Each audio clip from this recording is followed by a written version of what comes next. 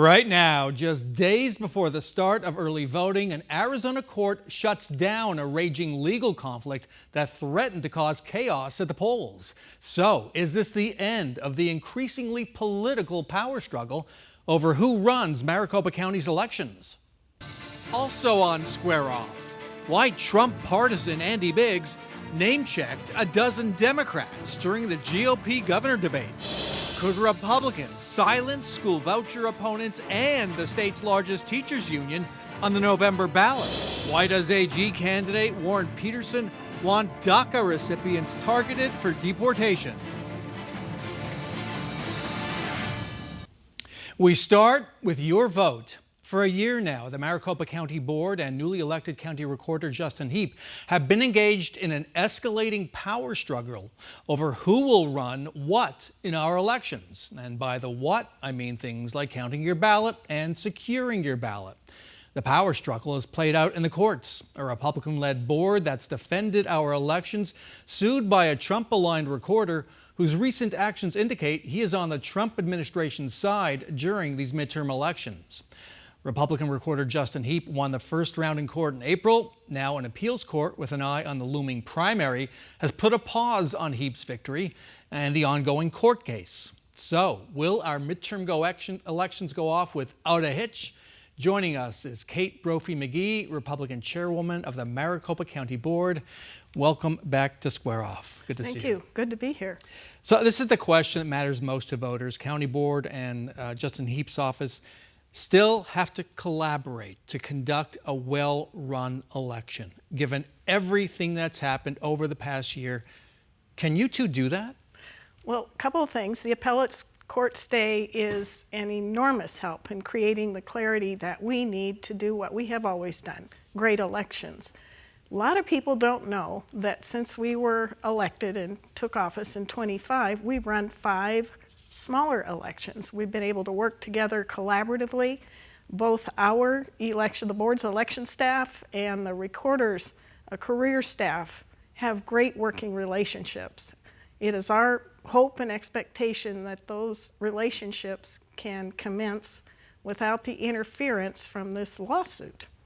Now, as we keep hearing, at the staff level, the people who do the job, do the work every day, they show up and they do it right. Yes. It's the folks above them who are fighting in a way I've never seen through 10, 12 election cycles. And the message is, from both sides is, we don't trust the other side. So given that, again, how can we be confident this election will come off smoothly? Well, I can only speak for the board, but what I can say is our total focus has been on providing voters with the election experience they have come to expect. An election experience that in 2024 brought all of us into this office. That is our plan. Another point I'd like to make is that elections are incredibly, incredibly complicated. As a candidate, I've been on the ballot 17 times, but experiencing it from the other side, administering elections, is just a whole new ballgame. There's a lot that has to get done, and our experienced elections team and the recorder's career staff know exactly what they're doing. Okay, let's turn to the decision. The appeals court recognized the urgency of this situation. Early voting starts on Wednesday, June 24th. Here's what the judge who wrote the opinion said, quote, this is no mere backroom dispute over accounting principles or organizational charts. It is a live conflict hurtling toward real-world consequences in elections about to begin. What about those potential consequences if the appeals court hadn't acted? What's been averted here? So much. We have the clarity, we have the path forward. In February of this year, the board passed a 3-point resolution expressing our policy in how we would conduct elections. Every decision that we've made in working in concert with the recorder has been built off that 3-point resolution. Which addresses budget, IT separation, and duties of staff. We need additional clarity on the ground, but we've been able to work through that without the necessary agreements. And so What has to happen in the next few days by Wednesday, if anything has to happen at the administrative level, at the equipment level, the staffing level, in order to carry out the primary election? Or is everything in place right now to do that? Well, what I can tell you is everything is in place. The ballots are printed, they're ready to be mailed out. The voting sites and drop-box sites have been selected and are in place for the primary election, and most of that will continue into the general election. What you can expect is a ramp up in scale.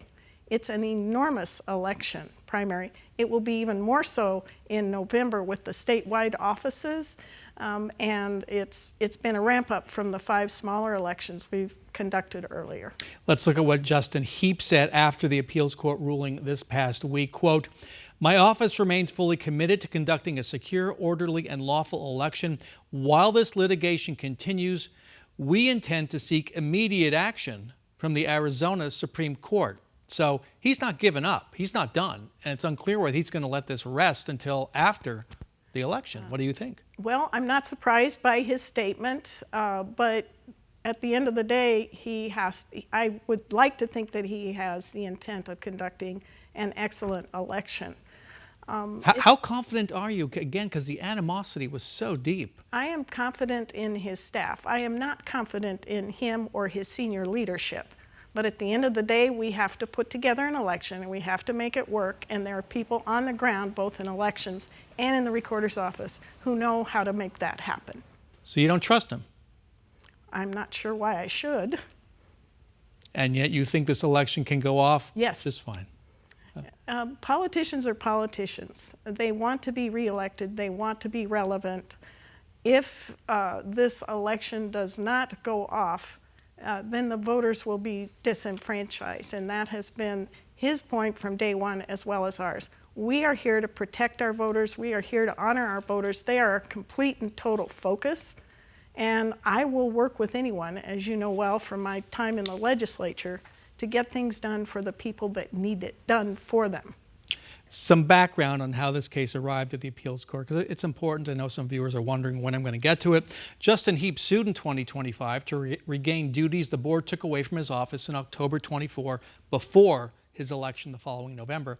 Last April, the judge ordered the county to return those duties and personnel to Heap. Why didn't the board do that? The board has been working with Justin Heap and his staff to implement, for instance, the technology split that he asked for. The board has offered budget money to him to implement his new improved signature verification process. We have, right straight along, been working with him in concert with the resolution we passed this past February governing IT, budget, and those types of considerations. What he says in public and what happens behind the scenes are 2 completely different things. And I will tell you that it's working behind the scenes. I cannot control what Mr. Heap or his senior leadership says or does, but I am watching it very closely on behalf of the board and on behalf of our voters. You were in the legislature until 2024. You saw what happened in 2020, but yes. Sorry, 2020. Yeah. I mean, you saw what happened in our elections. I did. How surprised are you at what's happening now as you've taken this job? Well, my last actual election as a candidate was 24, and it was kind of like 2020 in reverse. I mean, people are going to show up to the polls, people are going to vote, and depending on the issues that are energizing those voters, they're going to, in this swing district, in this swing county, swing state, they're going to vote as they see fit. What I don't think people are accustomed to is swing. In 2020, there were many more people who pulled a Democratic ticket and voted for it in 2020 than in 2024 when it flipped. All right. Got to end it there. Chairwoman Kate Brophy-McGee, thanks very much for joining us. Thank you, Brahm. And best of luck with this election. It will get done. Thank you. And you may have noticed we dropped the Sunday from Square Off. You can now watch the show on Fridays and Sundays. Catch us on 12 News at 2:30 p.m. Friday and 8 a.m. Sunday.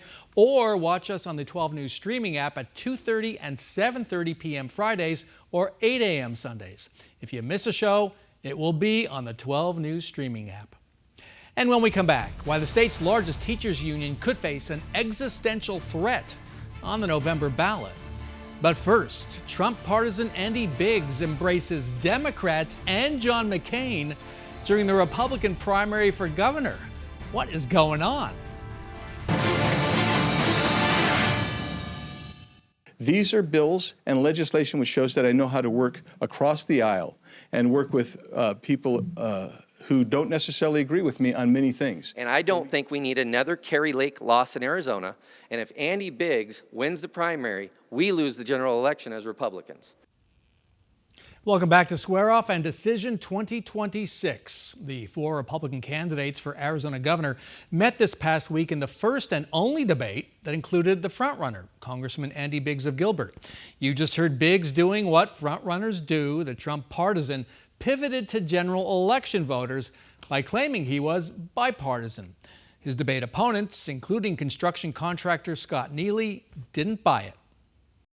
I work so well with the opposition. Trump-endorsed Congressman Andy Biggs of Gilbert barely mentioned President Donald Trump's name during the Republican gubernatorial primary debate. I worked with Kirsten Sinema to get the right to try bill out. Instead, Biggs' name dropped Democrats like House Minority Leader Hakeem Jeffries and the Trump-led MAGA movement's enemy, the late Arizona Senator John McCain. I work across the aisle. I said that very clearly tonight. I gave lots of examples where I've worked across the aisle. It was an obvious attempt to pivot to the center by a Trump partisan who votes for the president's priorities 94% of the time. I'm heartbroken that I have a candidate that every focus group, every data point I've actually seen cannot win. Congressman David Schweikert of Fountain Hills has argued that Biggs is too extreme to win over independent voters in a general election. And I don't think it's right that a nonprofit organization is basically running Andy Biggs' campaign. Mesa business owner Scott Neely and Schweikert both pointed to the almost $500,000 that Trump ally Turning Point PAC has spent to back up Biggs' campaign. When you're wholly owned by Turning Point and you've lost election and lost election and lost election, it puts everything in our future at risk. Biggs' response? I'm running as myself. I am who I am. I think I'm a very authentic person. The deadline to register to vote in the primary election is Monday, June 22nd. Early voting begins on Wednesday, June 24th.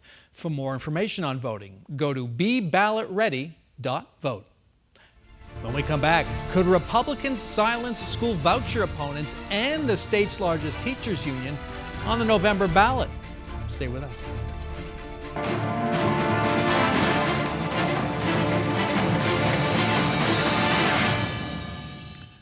Welcome back to Square Off. In the dying hours of this year's legislative session, Republicans tried to cobble together a compromise with the state's largest teachers union. Here's what we know. The deal would have scrapped a ballot referral that could cripple the union in exchange for the union withdrawing its financial support for a citizens voucher initiative, gathering signatures right now to get on the ballot. The deal fell apart, and when morning broke, the ballot referral that could cripple the union was still in place, and a new Republican ballot referral containing a poison pill that would kill the citizens voucher initiative was on the ballot. We'll find out how that story ends in November, but in the meantime, the Arizona Education Association, the state's largest teachers union, finds itself in a very difficult spot, and that might not be the only union in trouble. Our politics panel is here to discuss. Democratic consultant Matt Grodzki of Matters of State Strategies, and Trey Terry, Goodyear City Council member and a conservative consultant. Welcome back to Square Off. Thanks for having us. I did invite the leader of the Arizona Education Association, Marisol Garcia, to join us today. She was not able to do that. We will try again in the future. So this ballot referral that affects the union is HCR 2040. Matt Grodzki, why would the union try to cut a deal with Republicans to can this referral? Well, I think they were ultimately trying to bring solutions for Arizona voters, and Arizona voters, by and large, have made it very clear that they don't support this voucher program. They've said that since 2018, since it was rammed down people's throats in 2022. They've said the same thing. So I don't knock them for trying to get a deal done and try to work with a legislature controlled by Republicans, but you saw the ramifications of all this when it all fell apart, and now there's chaos and people are trying to make sense of it. So Let's dig into the deal just a little bit, because my understanding is this was about money.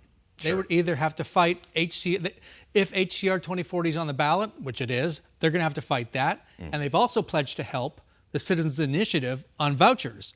They'd be fighting a two-front war with their money. Do they have enough money to do that? they've got the money, they've got the resources. The question is the willpower there from the people on the ground and the voters? And I think if you take a big zoom out approach on this, I think Republicans felt that they could go this route and that this could all happen because there haven't been electoral consequences for them every time they've tried this, right?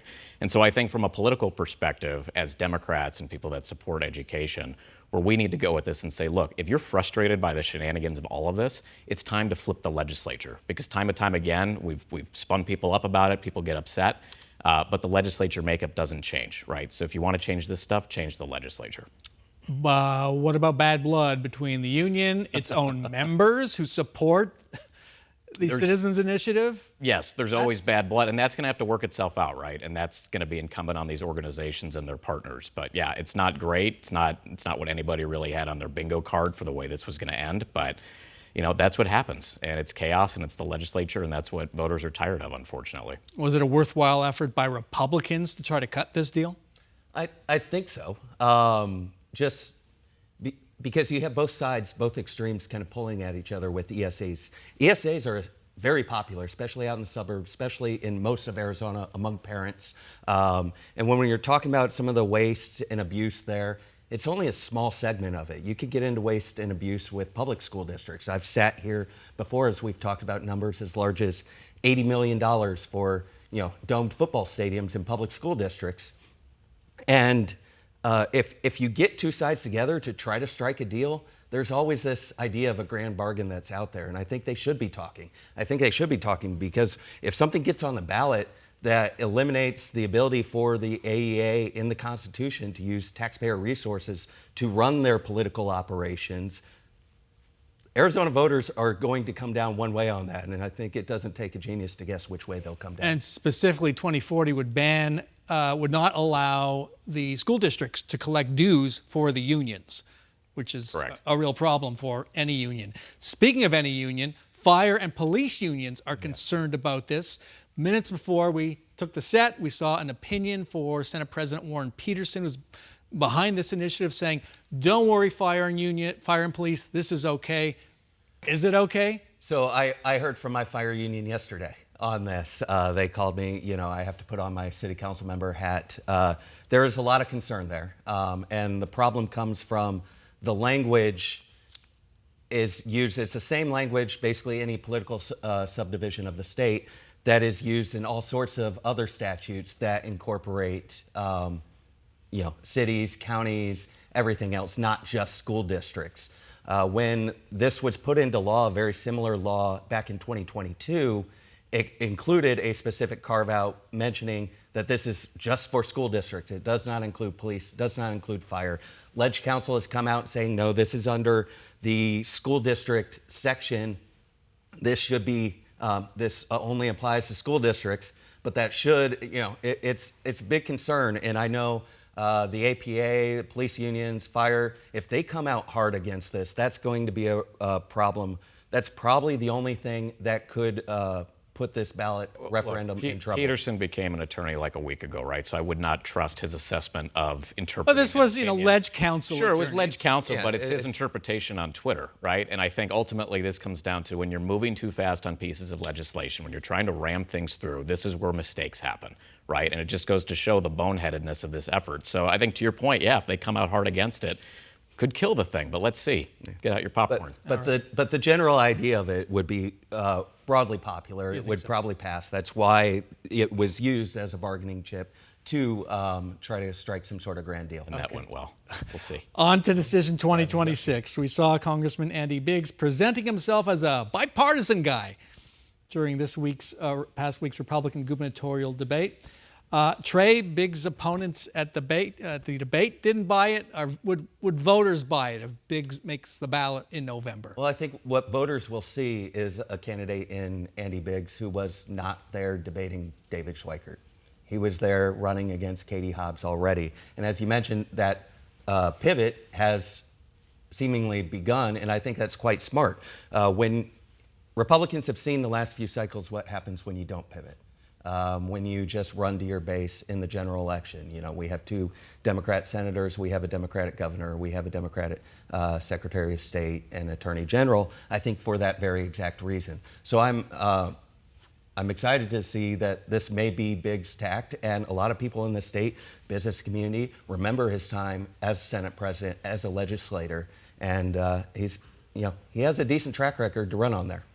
Can he pivot, given his complete and total embrace of Donald Trump? No, I think he's insulting the intelligence of the Arizona voter. I get he has to pivot as a strategy, but people aren't going to forget January 6th, and the ad buys that are going to go out are certainly not going to let people forget that. I also think you talk about pivoting and appealing to voters. You know, in this debate, I saw candidates that were attacking vote by mail again, a highly popular system in Arizona. North of 85% of Arizona voters use that system. It was invented by Republicans, and yet they're calling into question its veracity. And the last time they did this, 2022, you talk about all the statewide Dems that got elected, it did not go well for Republicans, particularly because they were skeptical of vote by mail. So look, I'm not going to get in their way. I think it's fine. You know, look, you just want to stand in line. But I just do think it's odd that the candidates for the Republican nomination for the governor keep going back to this same thing. It's just an odd strategy. Well, I would just say at least they're debating. I mean, in 2022, the governor refused even a primary debate. Well, and I'll say it was the general election debate. Biggs is out there debating right now. Schweikert's out there debating right now. It would be something I think the voters would want to see in the fall. They can debate all they want. I think Hobbs gets reelected again anyway, but we'll see. All right, well, let's have the debate. One end with Warren Peterson. He had an up and down week, triumphal visit to Washington after passing a budget that has all the Trump tax cuts in it. But then he returns to Phoenix and he goes after DACA recipients, basically saying he can't deport them as if he's Attorney General, but he believes they should be deported. Smart move? I don't know if that's exactly what he was saying. I think he's making clear DACA is deferred action. It is not like an official legal status. I know during the first Trump term, there was the offer there, to put DACA into law, and at the same time have a border wall and make that another sort of grand bargain. That deal fell apart as well. But there is not a legal status. It's just been deferred, so who knows what happens. Okay. Get 15 seconds, Matt. Yeah. No, look, it's been unpopular to go after DACA for years. It's a bad strategy. Keep doing it, I guess. All right, got it. Ended there. Trey Terry, Matt Grodzki, sorry. Thanks so much for joining us. That's our show for this week. Thanks very much to all of our guests. Thank you so much for joining us. See you back here next weekend for another round of Square Off.